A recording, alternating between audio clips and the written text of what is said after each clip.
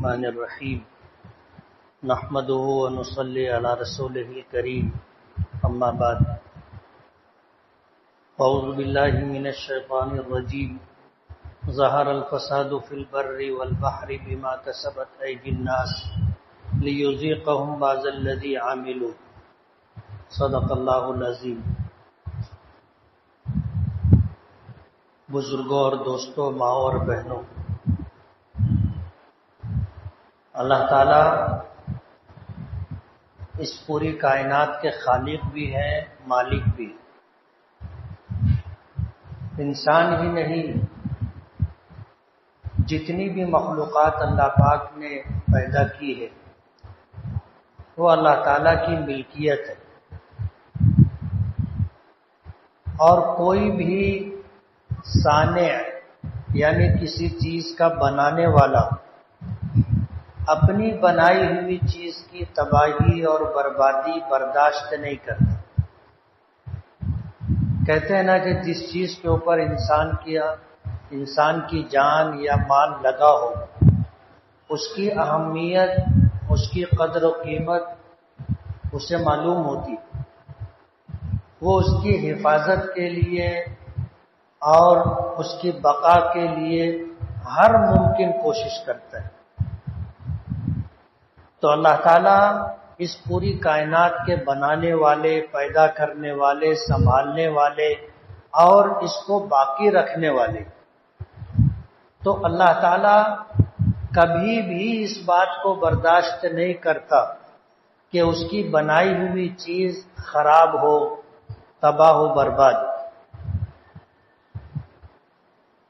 ہم لوگ محنت کرتے ہیں، پیسہ جوڑتے ہیں، اور اس کے بعد اپنا کوئی کاروبار کھڑا کرتے، تو اس کاروبار سے ہمیں کتنا لگاؤ ہوتا ہے، اس کی ترقی کے لیے اور آئندہ وہ محفوظ اور باقی رہے، اس کے لیے ہر ممکن جتن کرتے۔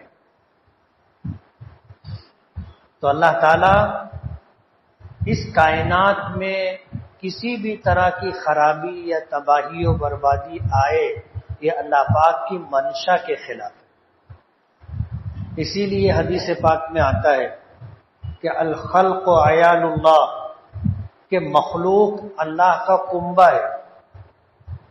جیسے ہمارا کنبہ ہوتا ہے، فیملی ہوتی ہے، ہمارا اپنا پریوار ہوتا ہے۔ ظاہر بات ہے ہم اپنے گھر کے لیے، اپنے گھر والوں کے لیے کیا آسائش، کیا سہولتیں، کیا اچھے سے اچھا کر سکتے ہیں، اس کی ہم جدوجہد اور کوشش کرتے ہیں۔ ایک ماں کو اپنی اولاد سے جتنی محبت ہوتی ہے، اس سے 70 گنا زیادہ اللہ تعالیٰ کو اپنے مخلوق سے محبت ہوتی ہے۔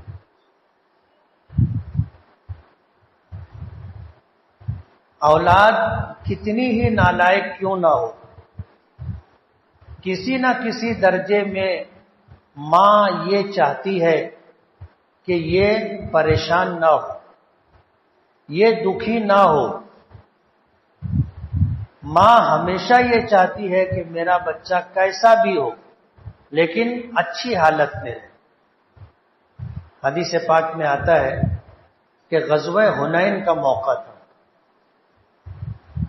یہ وہ معرکہ تھا جو مکہ فتح ہونے کے بعد مکے کے قریب حنین ہے، طائف ہے، اور ایسی کئی بستیاں ہیں۔ اس بستی کے لوگوں نے ایمان قبول نہیں کیا تھا، اسلام اور مسلمانوں کو نقصان پہنچانے کی ہر ممکن کوشش کرتے تھے۔ اللہ کے رسول صلی اللہ علیہ وسلم نے مکہ فتح ہونے کے بعد یہ فیصلہ کیا کہ قبیلہ حنین ہے اور بنو کلب ہے، اس پر حملہ کیا جائے، اس لیے کہ ان کا انکار اور اسلام اور مسلم دشمنی حد سے زیادہ تھی۔ تو اس کا تدارک کرنا اور ظلم و زیادتی سے روکنے کی کوشش کرنا یہ نبی کریم صلی اللہ علیہ وسلم اور مسلمانوں کی ذمہ داری تھی۔ جب یہ معرکہ پیش آیا تو ان لوگوں نے اتنی تیاری کی تھی کہ مسلمانوں کے ساتھ یعنی نبی کریم صلی اللہ علیہ وسلم کے ساتھ 12,000 کا لشکر تھا، لیکن انہوں نے اس طرح حملہ کیا کہ مسلمانوں کے قدم اکھڑ گئے اور ایک بڑی تعداد مسلمانوں کی میدان چھوڑ کر بھاگ نکلی۔ اللہ کے رسول صلی اللہ علیہ وسلم ڈٹے رہے۔ اسی موقع پر آپ نے یہ بات فرمائی تھی، انا النبی لا کذب انا ابن عبد المطلب، کہ میں اللہ کا نبی ہوں، جھوٹا نبی نہیں ہوں، اور میں عبد المطلب کا بیٹا ہوں۔ عبد المطلب آپ کے دادا تھے، مکے کے سردار تھے، ان کی بہادری اور جواں مردی کے قصے عربوں میں مشہور تھے۔ ظاہر بات ہے کوئی ایسے ہی سردار نہیں بن جاتا، اس میں کچھ نہ کچھ خوبی ہوتی ہے، تب جا کر لوگ اس کا اعتراف کرتے ہیں۔ کوئی بھی ایرا غیرہ آئے اور قوم اس کو اپنا سردار بنا لے، ایسا نہیں ہوتا۔ عبد المطلب کا پورے عرب میں اپنا ایک مقام تھا۔ تو حضور نے اس موقع پر یہ بات کہی تھی، انا النبی لا کذب، کہ میں اللہ کا نبی ہوں، جھوٹا نبی نہیں ہوں، اور میں عبد المطلب کا بیٹا ہوں۔ آپ نے میدان نہیں چھوڑا، اپنے چچا حضرت عباس رضی اللہ تعالی عنہ کو حکم دیا کہ آپ انصار اور مہاجرین کو آواز دو۔ حضرت عباس کے متعلق آتا ہے کہ وہ جہیر الصوت تھے، بہت بلند آواز سے، اور میلوں تک ان کی آواز سنائی دیتی تھی۔ اللہ نے یہ کمال ان کو عطا کیا۔ تو حضور کے چچا حضرت عباس نے آواز لگائی، یا لل انصار یا لل مہاجرین۔ جب لوگوں نے یہ آواز سنی تو جو انصار اور مہاجرین تھے، یعنی مدینے کے رہنے والے اور ہجرت کر کے مدینہ پہنچنے والے، وہ سب واپس آئے۔ جو میدان چھوڑ چکے تھے وہ واپس آئے۔ فتح مکہ کے بعد آپ کے ساتھ اس غزوے میں ایسے بھی بہت لوگ شریک ہو گئے تھے جو نئے نئے مسلمان ہوئے تھے۔ جب حضرت عباس نے آواز لگائی تو پھر انصار اور مہاجرین کو احساس ہوا کہ ہم نے میدان جنگ چھوڑی ہے اور یہ بہت بڑا گناہ ہے، واپس آئے، اور پھر مقابلہ ہوا، یہ جنگ مسلمان جیت گئے۔ تو اس موقع پر قبیلے حنین اور بنو کلب کے جو لوگ آئے تھے، ان کی تیاری یہ تھی کہ جب وہ آئے تھے تو اپنے بیوی بچے، اپنا سارا مال، سارے جانور لے کر کے آئے تھے کہ آدمی میدان چھوڑ کے بھاگے گا تو کہاں جائے گا، بیوی بھی یہی ہے، بچے بھی یہی ہیں، اور سارا مال بھی یہی ہے۔ تو یہ طے کر کے آئے تھے کہ ہم بھاگیں گے نہیں۔ تو وہ اتنی جواں مردی سے لڑے کہ مسلمانوں کے قدم اکھڑ گئے۔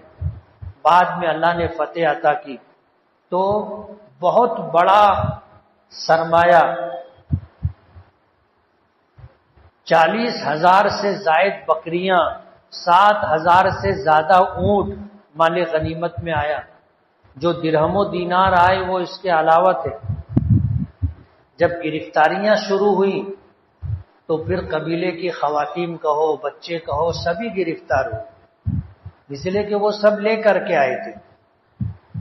اس موقع پر ایک عورت کے تعلق سے صحابہ کرام نے تذکرہ کیا کہ اللہ کے رسول، اس کا دودھ پیتا بچہ بھگدڑ میں کہیں گم ہو گیا اور یہ اپنے بچے کے لیے ایسا رو رہی ہے کہ اس کا رونا تڑپنا، اس کا بلبلانا اور چلانا دیکھا نہیں جاتا۔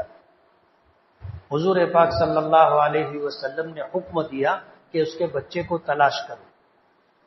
لوگوں نے تلاش کرنا شروع کیا، وہ بچہ مل گیا، لائے، نبی کریم صلی اللہ علیہ وسلم کی خدمت میں پیش کیا۔ آپ نے اس خاتون کو بلایا اور یہ بچہ اس خاتون کے سپرد کیا۔ جب اس عورت کو اپنا دودھ پیتا بچہ ملا تو اس نے اپنے بچے کو چھاتی سے لگا کر کے اس کو اپنے ہاتھوں میں لے کر کے بھینچ کر کے جس طرح اس نے محبت کا اظہار کیا تو دیکھنے والوں کو حیرت ہونے لگی کہ ایک ماں کو اپنے بچے سے اتنی محبت ہوتی ہے۔ اللہ کے رسول صلی اللہ علیہ وسلم نے جب یہ صورتحال دیکھی تو آپ نے پوچھا صحابہ کرام سے کہ کیا یہ عورت اپنے اس بچے کو اپنے ہاتھوں سے دہکتی ہوئی آگ میں ڈالے گی؟ لوگوں نے کہا کہ اللہ کے رسول ایسا تو کبھی بھی نہیں ہو سکتا، اس کو اتنی محبت ہے یہ اپنے ہاتھ سے اپنے بچے کو دہکتی ہوئی آگ میں کیسے ڈالے گی؟ حضور پاک صلی اللہ علیہ وسلم نے اس وقت یہ بات ارشاد فرمائی تھی کہ اللہ ارحم علی عبدہ من امہ 70 درجہ، کہ اللہ تعالی اپنے بندوں پر اس ماں کو اپنے بچے سے جتنی محبت ہے اس سے 70 گنا زیادہ محبت کرتے ہیں۔ جب ماں اپنی اولاد کی پریشانی برداشت نہیں کرتی تو اللہ تعالیٰ اپنے بندوں کی پریشانی کیسے برداشت کرے گا؟ قرآن کریم کی میں نے آیت پڑھی ہے، ظہر الفساد فی البر والبحر بما کسبت ایدی الناس، زمین و آسمان میں خشکی اور تری میں جو فساد پھیلا ہے،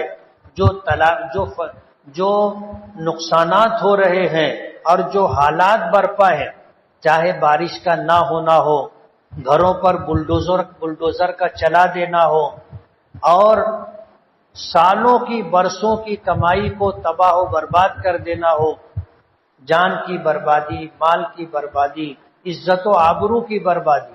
آج پورے دیش میں آپ دیکھ لو، منی پور 100 دن سے زیادہ ہو چکا ہے، 150-200 لوگ مارے جا چکے ہیں، خواتین کو بے کپڑا کر کے سڑکوں پر گھمایا اور پھرایا جا رہا ہے، ظلم و بربریت کا ننگا ناچ جاری ہے۔ سرکار کچھ کرنے کے لیے تیار نہیں، یہ تو سرکار کی پالیسی ہے۔ وہاں مسلمان بہت تھوڑے ہیں، پتہ نہیں آپ لوگوں کا جانا ہوا نہیں ہوا، میں گیا ہوں، بہت تھوڑے مسلمان ہیں وہاں پر ہندو سماج کے لوگ ہیں اور عیسائی کرسچن سماج کے لوگ ہیں۔ یہ ہندوؤں کی اور کرسچن لوگوں کی لڑائی ہے۔ تو کرسچن یعنی عیسائی مذہب کے ماننے والے یہ پہاڑوں میں، جنگلوں میں قبائلی لوگ ہیں، اور شہروں میں رہنے والے ہندو لوگ ہیں، حکومت بھی ان کی ہے، ہندوؤں کی۔ کھلے عام حکومت کی سرپرستی میں یہ ظلم و بربریت کا ننگا ناچ ہے۔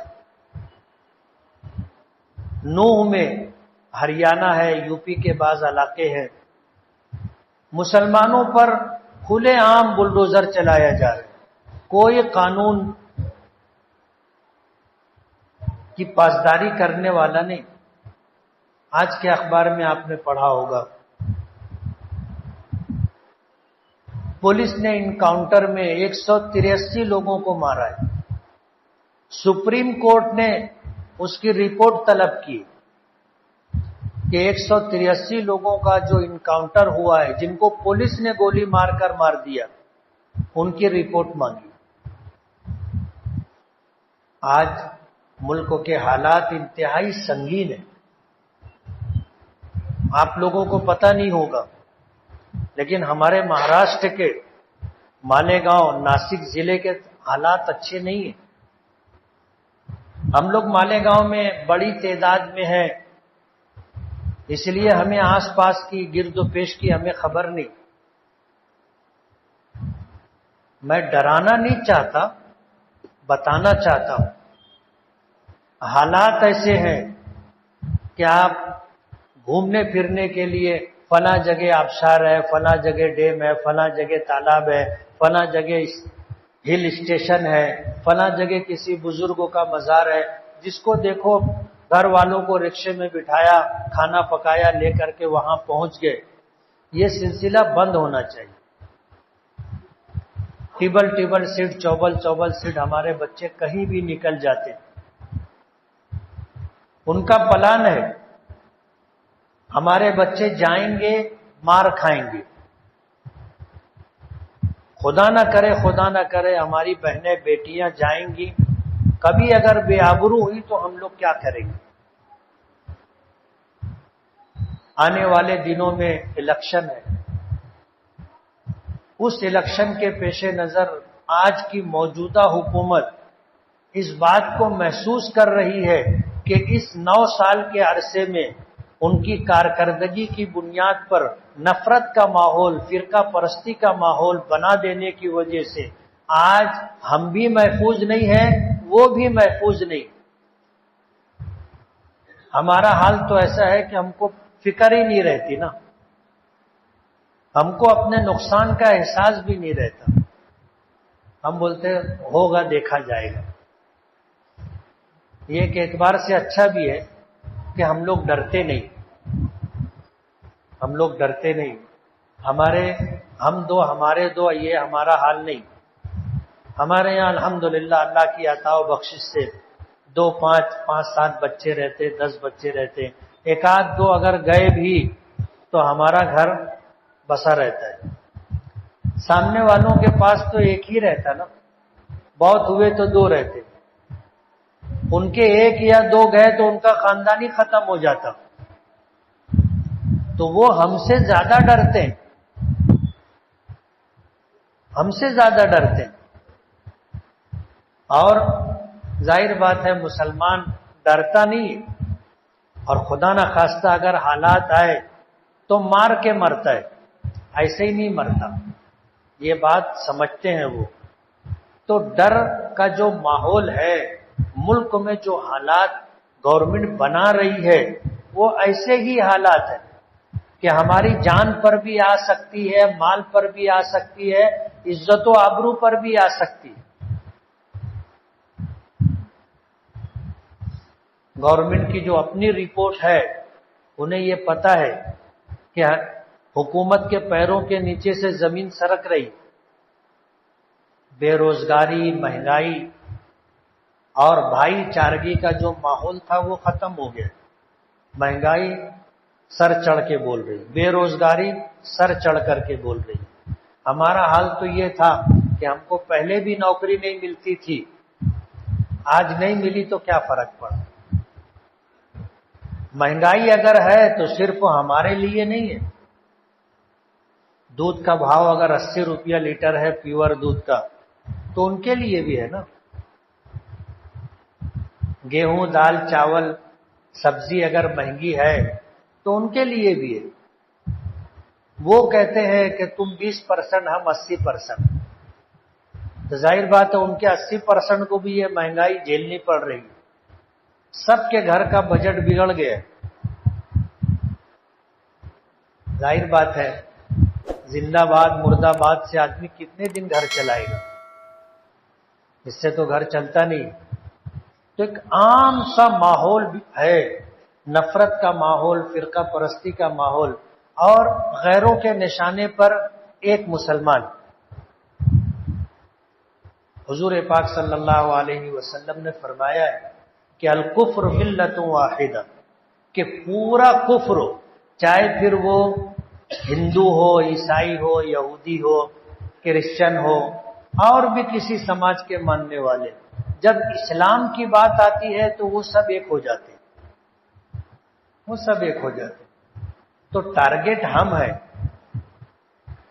ہمیں پتہ نہیں ہے اس لیے ہم مطمئن ہیں، ورنہ جو کوششیں ہمارے خلاف ہم کو مٹانے کی جا رہی ہے، آج ہمارے اکابرین کی راتوں کی نیند اڑ گئی ہے. جمعیت علماء کے ذمہ داران ہوں، مسلم پرسنل لا بورڈ کے ذمہ داران ہوں، ان کی راتوں کی نیند اڑی ہوئی ہے کہ کیا ہوگا. پورا دیش دہکتی ہوئی آگ پر ہے. منی پور بہت دور ہے، بارڈر ہے ہندوستان کا. لیکن آپ اندازہ کرو، اگر 100 دن کا کرفیو مالیگاؤں میں لگا ہوتا اور خدا نہ خواستہ یہ حالات اگر مالیگاؤں میں ہوتے تو کیا ہوتا؟ کہ ہماری جان بھی محفوظ نہیں، گھر جلا دیے جا رہے ہیں، دکانیں لوٹ لی جا رہی ہیں، جلا دی جا رہی ہیں، خواتین کو بے کپڑا کر کے سڑکوں پر گھمایا جا رہا ہے، اور وہاں کا وزیر اعلیٰ کہتا ہے کہ ایسے 1-2 واقعات تھوڑی ہے، ملک میں سینکڑوں واقعات ایسے۔ اس ماحول میں منی پور کے لوگ 100 دن سے زیادہ ہو گئے رہ رہے۔ 2-4 دن کا کرفیو لگتا ہے تو کیا حال ہوتا ہے، جو لوگوں نے دیکھا ہے ان کو پتہ ہے۔ تو یہ جو حالات ہم پر ہے اور یہ تباہی و بربادی اور اسی میں بارش کا نہ ہونا، یہ حالات بلا وجہ تو نہیں آتے۔ جب اتنی ظلم و بربریت ہم سنتے ہیں تو ہمارا دل کانپ جاتا ہے۔ جن خاندانوں پر عورتوں کی باپ کے سامنے، بھائی کے سامنے عزت لوٹی جا رہی ہو اور ان خواتین کے سامنے ان کے باپ اور بھائیوں کو گولی مار کر کے انہیں ختم کر دیا جا رہا ہو، سوچو کیا حالات ہو۔ یہ درد سن کر کے ہم کانپ جاتے ہیں کہ یہ کیسے حالات۔ اللہ نے اس پوری کائنات کو بنایا ہے، ہمیں بھی اللہ نے پیدا کیا اور ہم بھی اللہ کے مملوک ہیں، اللہ ہمارا مالک ہے۔ جب یہ ہو رہا ہے تو کیا اللہ کو اچھا لگ رہا ہوگا؟ ظاہر بات ہے اللہ اس ظلم و بربریت کو برداشت نہیں کرتا۔ اسی لیے تاریخ یہ کہتی ہے کہ کفر کے ساتھ تو حکومت کو اللہ باقی رکھتا ہے، شرک کے ساتھ اللہ حکومت باقی رکھتا ہے، لیکن ظلم کے ساتھ کسی کا اقتدار باقی نہیں رہتا۔ پھر وہ چاہے ملک کا وزیر اعظم ہو، چاہے ریاست کا وزیر اعلیٰ ہو، چاہے کسی کارپوریشن کا میئر ہو، چاہے کسی میونسپلٹی کا صدر بلدیہ ہو، چاہے کسی ادارے کا محتمم ہو، کسی NGO کا صدر ہو، اور چاہے کسی گھر کا کوئی سرپرست ہو، ظلم کے ساتھ کسی کا اقتدار باقی نہیں رہتا۔ ہمیں اپنے گھر سے لے کر کے اوپر تک سوچنا ہے، جائزہ لینا ہے۔ آج ہمارے گھروں میں بھی بہت ظلم ہوتا ہے۔ جو بڑے لوگ ہوتے ہیں، سرپرست ہوتے ہیں، ساس بولو، سسر بولو، باپ بولو، ماں بولو، گھر میں کیا ماحول ہے ان کو پتہ ہے۔ ابھی تھوڑی دیر نماز سے پہلے ایک فون آیا، ایک خاتون بتانے لگی کہ میری ساس آتے جاتے مجھ کو لات مارتے رہتی، کہ میں سوتی ہوں تو مجھ کو لات مار کے اٹھاتی، سونے نہیں دیتی۔ یہ ہمارے گھر کا ماحول ہے۔ ظاہر بات ہے یہ ظلم ہے، یہ ہمارے گھر کا ماحول ہے، یہ ظلم ہے، اور ایسے معاملات کو اللہ برداشت نہیں کرتا۔ اگر ہم اپنے ماتحتوں کے ساتھ اس طرح کا سلوک کریں گے تو ہمارے اوپر بھی تو کوئی ہے نا، وہ بھی ہمارے ساتھ ایسا ہی معاملہ کرے گا۔ ہم اپنے ماتحتوں کے ساتھ اگر غلط سلوک کریں گے، ظلم اور زیادتی کریں گے، اللہ اس کو برداشت نہیں کرتا۔ ماں باپ ہوتے ہیں، ایک بیٹا جو کماتا ہے اس کے بڑے ناز نخرے اٹھائے جاتے ہیں، گھر میں دوسری جو اولادیں ہیں، بیٹے ہیں، ان کے ساتھ زیادتی ہوتی، ان کے ساتھ جو سلوک ہوتا ہے وہ فرق سب کو دکھ کے آتا ہے کہ جس بیٹے سے لگاؤ ہے وہ ہے، اس کی بیوی ہے، بچے ہیں، وہ خوشحال، باقی دوسروں کے لیے جوتوں میں دال بٹتی ہے، پیسے کو ان کو ترسایا جاتا ہے۔ یہ ہمارے گھر میں ظلم و بربریت کا ماحول ہے، اللہ اس کو برداشت نہیں کرتا۔ آج ہم بارش کے عنوان سے اور حالات حاضرہ کے عنوان سے جمع ہوئے، ہمیں اپنے گریبان میں سر ڈال کر کے دیکھنا چاہیے کہ بارش بلا وجہ نہیں رکی ہے، ہم پر ظالم حکمراں ایسے ہی نہیں مسلط ہو گئے، غور کرنا ہوگا۔ حضور پاک صلی اللہ علیہ وسلم نے فرمایا اعمالکم عمالکم، تمہارے اعمال تمہارے حکمراں ہیں، جیسے زمین سے اعمال آسمان پر جاتے ہیں، آسمان سے ویسے ہی فیصلے زمین پر نازل کیے جاتے ہیں۔ اللہ کسی پر ظلم نہیں کرتا اور اللہ ظلم برداشت بھی نہیں کرتا۔ ہم لوگوں کو اپنے گریبان میں سر ڈال کر دیکھنا ہوگا کہ مجھ سے کیا غلطی ہو رہی، دوسروں کو مت دیکھو، ہم تو ہمیشہ دوسروں کو دیکھتے ہیں۔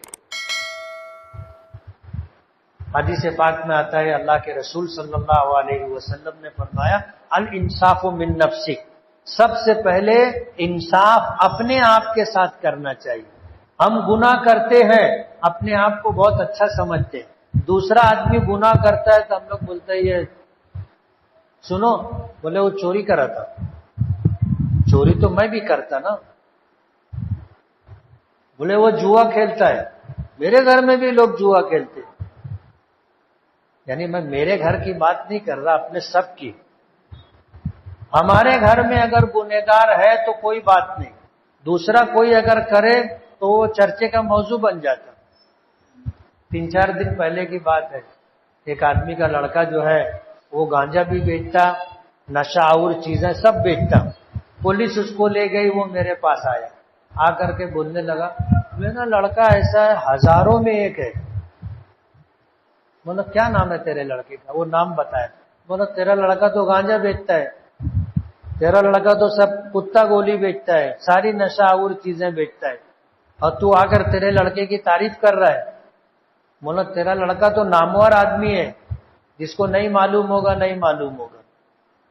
یعنی دوسرے کریں تو غلط، ہم کریں، ہمارے بچے کریں، ہمارے جان پہچان کے لوگ کریں تو سب صحیح۔ حضور نے فرمایا الانصاف من نفسک، سب سے پہلے انصاف اپنے آپ سے کرنا چاہیے۔ اور انصاف بہت مشکل ہے، 2 دھاری تلوار ہے، چلا تو ادھر یا ادھر کٹنا ہی کٹنا ہے۔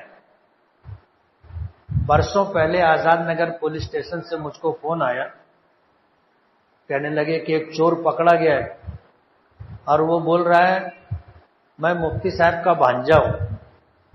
وہ پی آئی فون کیا مجھ کو، تو میں نے پوچھا کہ اور اس سے نام تو پوچھو کیا نام ہے؟ بولا معلومات تو لے لو کہ اپنا بھانجا ہے نہیں ہے۔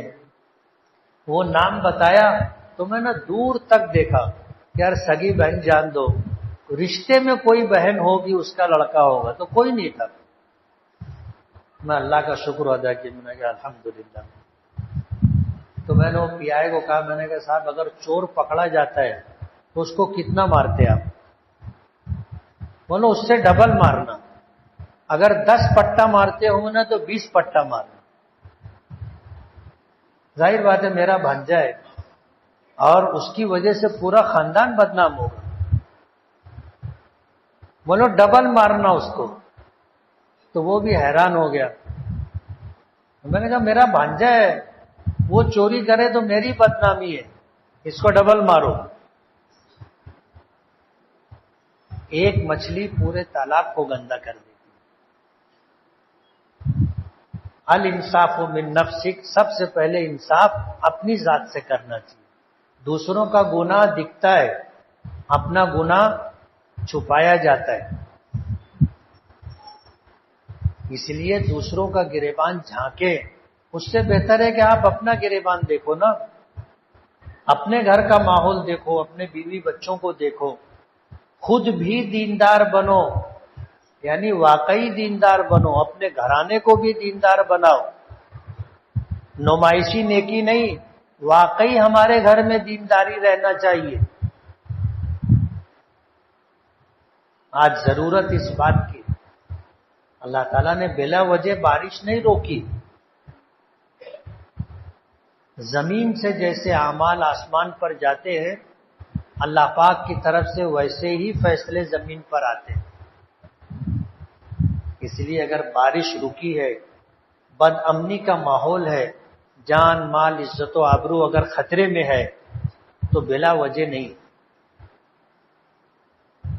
ہم مسلمانوں کو اپنا محاسبہ کرنا ہوگا، اپنے اعمال کا جائزہ لینا ہوگا۔ آج کے جو حالات ہیں، ہم لڑنے کی پوزیشن میں نہیں ہیں، مقابلہ کرنے کی پوزیشن میں نہیں ہے۔ حضور کی وہ بات جب ماحول مکی تھا، صحابہ کرام نے حضور سے پوچھا کہ اللہ کے رسول کیا کریں؟ تو حضور نے فرمایا صلی اللہ العافیہ، اللہ تعالیٰ سے عافیت مانگتے رہو، جان کی، مال کی، دین و ایمان کی، عزت و آبرو کی حفاظت اللہ سے مانگتے رہو، صلی اللہ العافیہ، اللہ سے مانگو۔ لیکن جب نہ چاہتے ہوئے بھی آمنا سامنا ہو جائے تو پھر بزدلی کی موت نہیں، پھر مقابلہ کرو۔ آج ہم انہی حالات، ہم لڑنے کی پوزیشن میں نہیں ہیں، لیکن اگر کوئی چڑھ کر کے آئے گا، کوئی ہمارے گھر پر آئے گا، جب ہماری جان مال عزت و آبرو پر بن آئے گی تو پھر ڈر اور خوف نہیں، پھر تو جو ہماری شریعت کا حکم ہے اس کے مطابق ہمیں عمل کرنا ہوگا۔ لیکن دین کے معاملے میں، شریعت کے معاملے میں کوئی کمپرمائز نہیں، کوئی کمپرمائز نہیں۔ آج ہم کو نماز سے نہیں روکا جا رہا ہے، ہم مسجد میں آ کے نماز پڑھ سکتے۔ کتنے لوگ نماز پڑھتے؟ حالات بدل گئے، اب ریلوے اسٹیشن پر نماز پڑھنا مشکل ہو گیا، ایئرپورٹ پر نماز پڑھنا مشکل ہو گیا۔ جو لوگ سفر کرتے ہیں ان کو پتا ہوگا، لیکن آج مسجد میں تو نماز پڑھنے سے نہیں روکا جا رہا ہے نا۔ کتنے لوگ نماز پڑھتے ہیں؟ ہم غیروں کو کیا الزام دیں گے؟ ہم کو روزہ رکھنے سے کون روکتا ہے؟ زکوٰۃ دینے سے کون روکتا ہے؟ حج عمرہ کرنے سے کون روکتا ہے؟ سچ بولنے سے کون روکتا ہے؟ کیا کوئی ہم کو جوا کھیلنے پہ مجبور کرتا ہے، شراب پینے پہ مجبور کرتا ہے، زنا کرنے پہ مجبور کرتا ہے؟ لیکن کیا ہو رہا ہے آپ کو پتا ہے؟ تو یہ جو حالات ہیں یہ اللہ پاک کی طرف سے ناراضگی ہے، اللہ ہم سے ناراض ہیں۔ اللہ کے غضب اور اللہ کی ناراضگی کو ہم نے دعوت دے رکھی ہے۔ قرآن کریم کی جو آیت میں نے پڑھی، ظہر الفساد فی البر والبحر، خشکی اور تری میں جو فساد پھیلا ہوا ہے، بما کسبت ایدی الناس، یہ لوگوں کی بدعملیوں کی وجہ سے، لیذیقہم بعض الذی عملوا، ہر گناہ کی اللہ سزا نہیں دیتا، کچھ گناہ ہے جس پر اللہ نے پکڑ کی ہے۔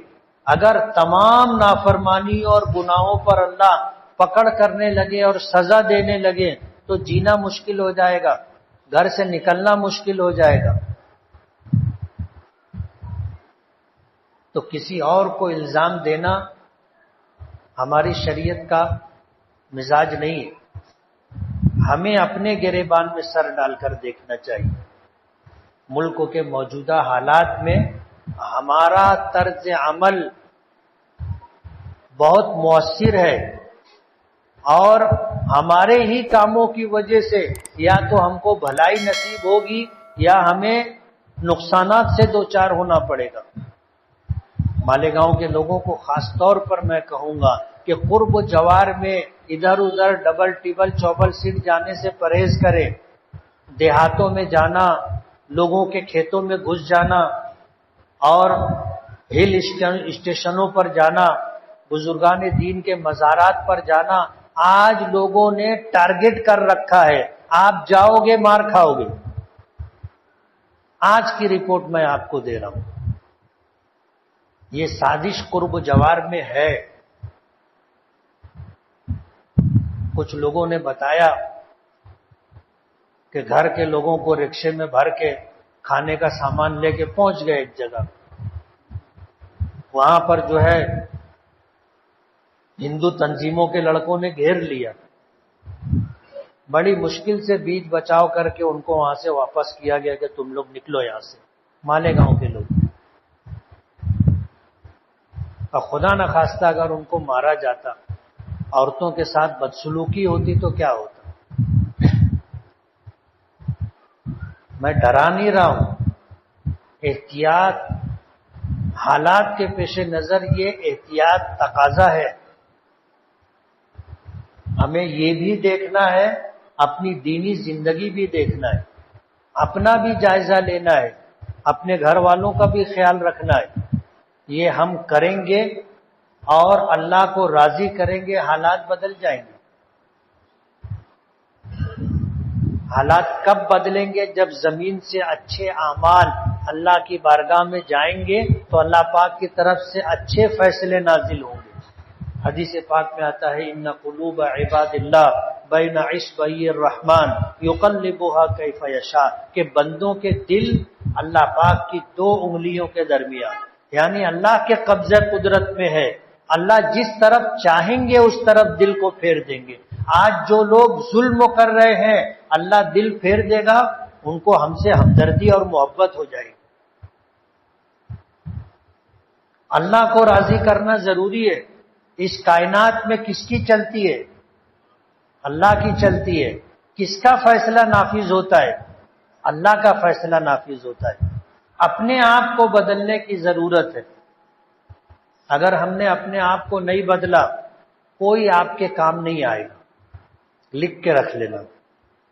ہم نے اگر اپنے آپ کو نہیں بدلا، کوئی بھی ہمارا نہیں، یہ سمجھ کے چلنا۔ حالات کے پیش نظر ان باتوں کو سن کر کے قبول کرنا، عمل میں لانا ضروری ہے۔ حدیث پاک میں آتا ہے ہر گناہ کی ایک نحوست ہوتی، ہر گناہ کی ایک نحوست ہوتی، کہ جب آدمی بد عہدی کرنے لگتا ہے، وعدہ خلافی کرنے لگتا ہے تو دشمنی وجود میں آتی، دشمنی وجود میں آتی، قتل و غارت گری بڑھتی ہے، اور جب بے حیائی عام ہوتی ہے تو لوگوں کے درمیان ایک دوسرے کا احترام ختم ہو جاتا ہے، دشمنی عام ہو جاتی ہے۔ اور جب مالی حقوق کی ادائیگی میں بندہ کوتاہی کرنے لگتا ہے کہ باپ کا حق ادا نہیں کیا، ماں کا حق ادا نہیں کیا، بیوی کا حق ادا نہیں کیا، بچوں کا حق ادا نہیں کیا، پڑوسیوں کا حق ادا نہیں کیا، جب مالی اعتبار سے حقوق کی ادائیگی میں کوتاہی ہوتی ہے، اللہ کا حق ادا نہیں کیا، یعنی زکوٰۃ دینی تھی زکوٰۃ نہیں دیا، تو پھر اللہ تعالیٰ بارش روک لیتا ہے۔ مالی حقوق میں جب کوتاہی ہوتی ہے بارش رک جاتی ہے، اللہ بارش روک لیتا ہے۔ ہم کو غور کرنا ہوگا کہ ہم ماں باپ کو خرچہ دیتے کہ نہیں دیتے۔ ہمارے یہاں کتنے گھرانے ہیں، ماں باپ بوڑھے ہو گئے، کبھی باپ کو 10 روپیہ بیٹا نہیں دیتا، گھر میں لوگ پریشان رہتے، دوا لانے کو پیسہ نہیں، چائے پینے کا پیسہ نہیں۔ یہ حال ہمارے گھروں میں بوڑھوں کا ہو گیا ہے۔ بیوہ ماں ہے، باپ کا انتقال ہو گیا ہے، ماں کے پاس دوا لانے کو پیسہ نہیں رہتا، خرچے کا 5 روپیہ بیٹے نہیں دیتے۔ یہ ہمارے شہر کا ماحول ہے۔ جب مالی حقوق ادا نہیں کیے جائیں گے اللہ بارش کو روک لے گا۔ اس لیے یہ دعائیہ مجلس ہے، دعا سے پہلے ہم سب لوگوں کو دل سے اللہ کے سے توبہ و استغفار کرنا چاہیے۔ آج تک مجھ سے جو کوتاہی ہوئی ہے انشاءاللہ آگے نہیں کروں گا۔ سمجھ میں آ رہی بات؟ حقوق کی ادائیگی میں اپنے گھر میں اپنے ماں باپ، اپنے بیوی بچے، اپنے بھائی بہنوں کے ساتھ جو کوتاہی ہم سے ہو رہی ہے، آج سچے دل سے یہ عہد کریں کہ آج سے وہ کوتاہی نہیں کریں گے. کرتے ہیں. حضور پاک صلی اللہ علیہ وسلم کی مجلس تھی. حضور نے فرمایا ہم دعا کریں گے. مجلس میں اگر کوئی ایسا شخص ہو جو قطع رحمی کا مرتکب ہو، رشتہ ناتا توڑ لیا ہو، تو وہ ہماری مجلس سے نکل جائے، اس کی نحوست سے ہماری دعا قبول نہیں ہوگی. ایک صحابی دھیرے سے سڑک کے نکل کے گئے، تھوڑی دیر کے بعد واپس آئے تو لوگوں نے ان سے پوچھا تو وہ کہنے لگے کہ میری خالہ سے میری بات بند تھی، قطع تعلق تھا. اللہ کے رسول نے فرمایا تو میں نکل کر کے گیا، اپنی خالہ سے معافی تلافی کی اور راضی کر کے واپس آیا. تو دعاؤں کے قبول نہ ہونے کے اسباب میں ایک سبب یہ بھی ہے کہ جو لوگ رشتہ ناتا توڑتے ہیں، قطع رحمی کرتے ہیں، وہ ان کی بھی دعا قبول نہیں ہوتی اور ان کی نحوست سے دوسروں کی دعا بھی قبول نہیں ہوتی. اور یہ میری بات نہیں ہے، میں تو صرف نقل کرنے والا اور بتانے والا ہوں. یہ بات اللہ کے رسول صلی اللہ علیہ وسلم کی بات ہے. اس لیے ہمیں ان چیزوں پر غور کرنا ضروری ہے. اپنی ذات کو نفع بخش بناؤ، اللہ تم کو باقی رکھے گا. اپنی ذات کو نفع بخش بناؤ، اللہ تم کو باقی رکھے گا. اللہ تعالیٰ نے قرآن کریم میں ضابطہ ذکر کیا ہے. تو وَأَمَّا الزَّبَدُ فَيَذْهَبُ جُفَاءً وَأَمَّا مَا يَنْفَعُ النَّاسَ فَيَمْكُثُ فِي الْأَرْضِ، کہ سمندر کے سیلابی پانی پر جو جھاگ اٹھتا ہے اس جھاگ کا مقدر ہی ختم ہو جانا ہے، کسی کے کام کی چیز نہیں ہوتی. لیکن جو چیز اللہ کی مخلوق کے لیے نفع بخش ہوتی ہے فَيَمْكُثُ فِي الْأَرْضِ، اللہ اس کو زمین پہ باقی رکھتا ہے. اپنی ذات کو نفع بخش بناؤ، اللہ باقی رکھے گا. اگر تمہاری ذات لوگوں کے لیے نفع بخش نہیں ہے تو اللہ کو تمہاری کوئی پرواہ نہیں ہے. 2 4 10 20 100 200 1000 2000 لاکھ 10 لاکھ کروڑ 10 کروڑ لوگ بھی اگر نفع بخش نہیں ہے، نقصان دہ ہے، اللہ سب کو ختم کر دے گا. وَإِن تَتَوَلَّوْا يَسْتَبْدِلْ قَوْمًا غَيْرَكُمْ ثُمَّ لَا يَكُونُوا أَمْثَالَكُمْ، اگر تم نے اپنے آپ کو نہیں بدلا تو اللہ تم کو مٹا دے گا، دوسرے لوگوں کو اللہ لائے گا اور ان سے کام لے گا. یہ قرآن کریم کا 2 ضابطہ ہے جو میں نے آپ کو بتایا. دعا سے زیادہ ضروری یہ چیز ہے. دعا تو ہو جائے گی لیکن دعا ہی اگر قبول نہیں ہوئی تو کیا مطلب ہے؟ دعا قبول ہونا چاہیے اور دعا کی قبولیت کے اسباب پر ہمیں غور کرنا چاہیے. ہم لوگ جمع ہوتے ہیں، حدیث پاک میں آتا ہے کہ ایک شخص ہے حالات کا مارا ہوا، وہ کہتا ہے اللہ اللہ اللہ، اس کا کھانا حرام، پینا یا حرام، لباس حرام، فَأَيْنَ يُسْتَجَابُ لَهُ، حضور فرماتے ہیں اس کی دعا کیسے قبول ہوگی؟ اس کی دعا کیسے قبول ہوگی؟ کھانا بھی حرام، پینا بھی حرام، لباس بھی حرام، کہاں سے دعا قبول ہوگی؟ اس لیے اپنے حالات پر غور کرنا ضروری ہے، اپنے آپ کو بدلنا ضروری ہے، اللہ ہم سے راضی ہو اس بات کی کوشش ضروری ہے، تب جا کر کے حالات بدلیں گے، ورنہ حالات جیسے ہیں اس سے بدتر بھی ہو سکتے ہیں. اللہ ہم سب کی حفاظت فرمائے. درود شریف پڑھیں.